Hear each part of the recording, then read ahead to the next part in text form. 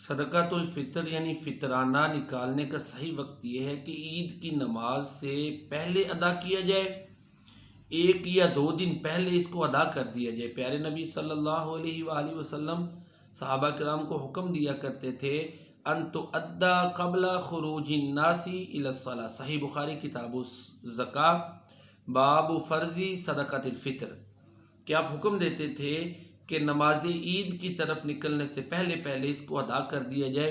اس حدیث پر عمل کرتے ہوئے سیدنا عبداللہ بن عمر رضی اللہ تعالیٰ عنہما عید سے 2 یا 3 دن پہلے جہاں صدقہ فطر جمع ہوتا تھا، جس شخص کے پاس، اس کو صدقہ فطر کی رقم بھیج دیتے تھے، فطرانہ بھیج دیتے تھے۔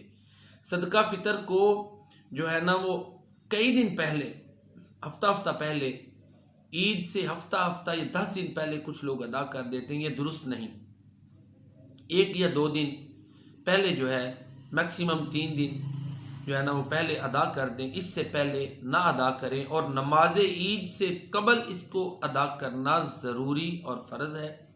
واللہ اعلم بالصواب والیہ المرجع والمآب۔